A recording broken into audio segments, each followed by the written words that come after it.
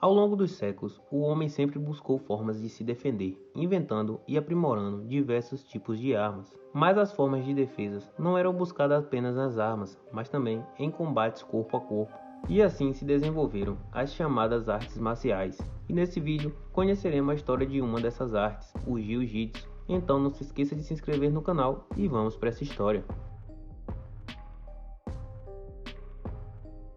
Olá, históricos! O nome Jujutsu, que originou a denominação Jiu-Jitsu, teve seu primeiro registro escrito no século XIV, quando o Japão passava por guerras civis, sendo o termo utilizado para designar técnicas de combate que envolviam a utilização de armas pequenas e táticas desarmadas. Apesar desses registros, não é possível apontar em qual momento da história esse processo se iniciou, nem o que o deu origem, embora haja relatos de lutas e duelos desde 500 anos antes de Cristo. Na região da Ásia, países como Índia, China, Mongólia e Japão entraram em conflito, protagonizando combates entre forças militares armadas. Foi então que surgiu a luta desarmada, como um meio de complementar as formas de combate, e cada país, por sua vez, desenvolveu sua própria técnica, tendo entre elas alguns golpes traumáticos, golpes de arremesso e imobilização. No campo de batalha ou durante qualquer enfrentamento, um samurai poderia acabar sem suas espadas ou lanças, o que faria necessário um método de defesa sem armas. Como os golpes traumáticos não se mostravam eficientes devido ao fato dos samurais usarem armaduras, as quedas e torções começaram a ganhar espaço pela sua eficiência. A técnica então foi se aperfeiçoando e ganhando espaço como uma arte marcial eficiente de combate corpo a corpo. Com a popularização da arte no Japão, começaram a surgir os mestres desse estilo marcial, e no século XIX, esses mestres começaram a migrar do Japão para outros continentes. Foi então que um célebre instrutor da escola japonesa Kodokan decidiu ganhar o mundo e provar a eficiência de seus estrangulamentos e chaves de braço contra oponentes de todos os tamanhos e estilo. Este era Mitsuyo Maeda. Maeda embarcou para os Estados Unidos em 1904, na companhia de outros professores. Nessa época, o Japão e os Estados Unidos tinham bons laços políticos e econômicos, e as artes marciais japonesas possuíam grandes admiradores em solo americano, onde até mesmo o presidente Theodore Roosevelt tomou aulas com o japonês Yoshitsugu Yamashita.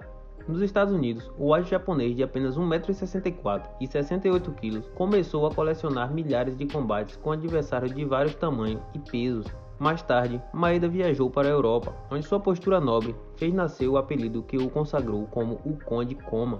De volta à América, o lutador fez diversas apresentações e desafios em vários países pelo continente, desembarcando por último no Brasil, onde faria raízes e mudaria a história da arte marcial. Após rodar pelo país, o faixa preta de Jiu-Jitsu se estabeleceu em Belém do Pará. Maeda seguiu lançando desafios a lutadores de outras artes marciais, sendo que alguns lutadores nunca aceitaram o desafio do mestre. Maeda então promoveu o primeiro campeonato de Jiu-Jitsu no Brasil, que na verdade foi um festival de lutas e desafios para promover o esporte desconhecido. Em 1917, o adolescente Carlos Gracie viu pela primeira vez, em Belém, uma apresentação do japonês que era capaz de dominar e finalizar os gigantes. O pequeno Carlos então se interessou em aprender a arte. Maeda concordou em ensinar ao garoto a arte de se defender. Em suas aulas, ensinava a Carlos e a outros jovens os conceitos de sua arte. Carlos Gracie então abraçou o jiu-jitsu, o que não agradou sua mãe, que sonhava em ver mais diplomatas na família. Carlos então abriu, em 1925, a primeira academia de jiu-jitsu da família Gracie. Em 1967, a Federação de Jiu-Jitsu de Guanabara, no Rio de Janeiro, foi criada, sob a autorização da Confederação Nacional de Desportos do país. O presidente da federação era Hélio Gracie e o presidente do Conselho Consultivo era seu irmão Carlos.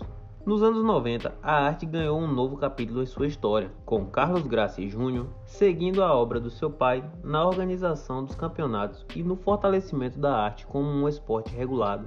Assim, em 1994, foi criada a Federação Internacional de Jiu-Jitsu e também a Confederação Brasileira de Jiu-Jitsu, filiada ao Comitê Olímpico Brasileiro, que nos dias atuais promovem torneios para mais de 3.000 atletas de mais de 50 países, como o Campeonato Mundial, realizado anualmente desde 1996. O jiu-jitsu brasileiro hoje pode ser praticado no mundo inteiro.